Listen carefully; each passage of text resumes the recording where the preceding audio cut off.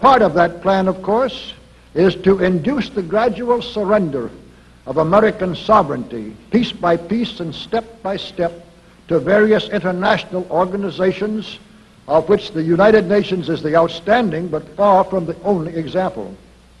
Now, here are the aims for the United States. 1, greatly expanded government spending for every conceivable means of getting rid of ever larger sums of American money as wastefully as possible. 2, higher and then much higher taxes. 3, an increasingly unbalanced budget despite the higher taxes. 4, wild inflation of our currency. 5, government controls of prices, wages, and materials, supposedly to combat inflation. 6, greatly increased socialistic controls over every operation of our economy and every activity of our daily lives. This is to be accompanied, naturally and automatically, by a correspondingly huge increase in the size of our bureaucracy and in both the cost and reach of our domestic government. 7, far more centralization of power in Washington and the practical elimination of our state lines. There is a many-faceted drive at work to have our state lines eventually mean no more within the nation than our county lines do now within the states. 8, the steady advance of federal aid to and control over our educational system, leading to complete federalization of our public education. 9, a constant hammering into the American consciousness of the horror of modern warfare, the beauties and the absolute necessity of peace. Peace always on communist terms, of course. And 10, the consequent willingness of the American people to allow the steps of appeasement by our government which amount to a piecemeal surrender of the rest of the free world and of the United States itself.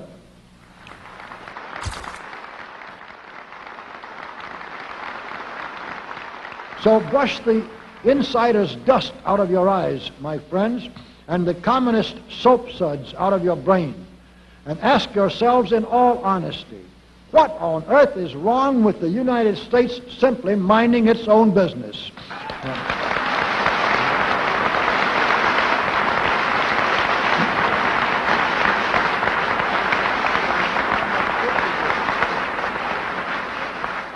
Or with having its foreign policy function primarily for the safety and benefit of the American people.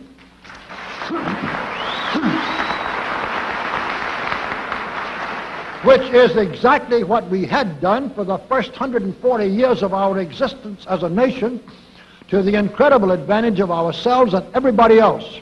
Everybody, that is, except a numerically small clique of power-lusting conspirators who had somehow inflicted themselves on a gullible world.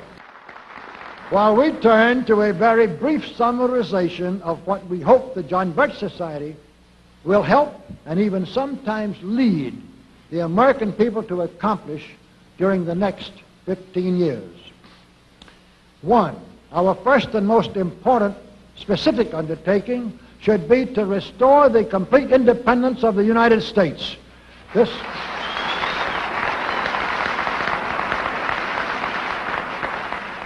This includes our resolution to get us out of the United Nations and get the United Nations out of the United States.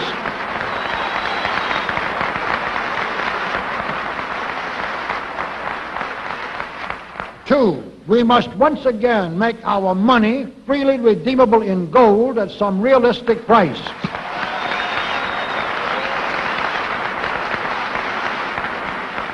And we must take all practicable legislative steps to prevent a recurrence of the enormous thievery and other subversive crimes that have been perpetrated on the American people through a contrived inflation by every president from Franklin Roosevelt through Richard Nixon. 3, we should reduce the number of government bureaus, of government civilian employees, and the whole quantity of government by at least 50%.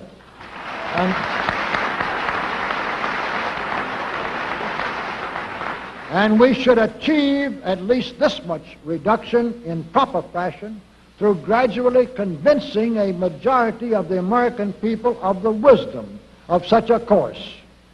4, we should withdraw all American troops from every spot on earth that is not American soil, except when and where such troops may be required as decided by Congress to protect American lives and property from criminal vandalism.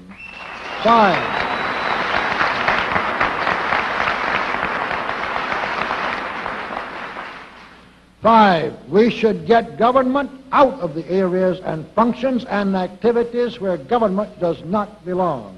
Again, all steps to this end should be taken gradually, but nevertheless just as rapidly as enough of the American people can be persuaded to support such progress. Any such achievement will require a truly massive educational force, but that's exactly what we hope to build during the next 15 years.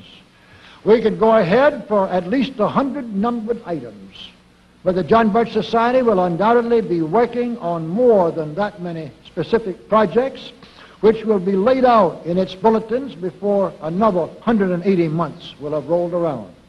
And all of these projects will fit into the general pattern indicated by the 5 major objectives listed above. So let's really wind up this marathon monologue with one final thought. None of us can guarantee anything about what the future will bring.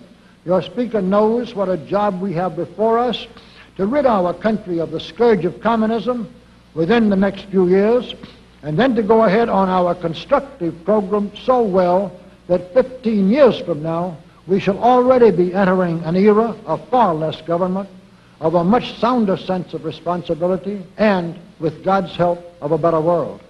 But I sincerely believe that it can be done, and this much I know. If every man and woman in this audience should leave here tonight feeling in his or her own mind and heart that it can and must be done, then it surely will be. And so, all of you patriots of good character, good conscience, and noble ideals, whom we can reach with the filmed version of this speech in 1,000 other audiences, it is with a great deal of confidence and energizing will to win that we invite you to join us in our epic undertaking. While to all of you great, wonderful friends in this present audience, I certainly extend my very deep thanks indeed for so much patience and attention. Thank you and good night.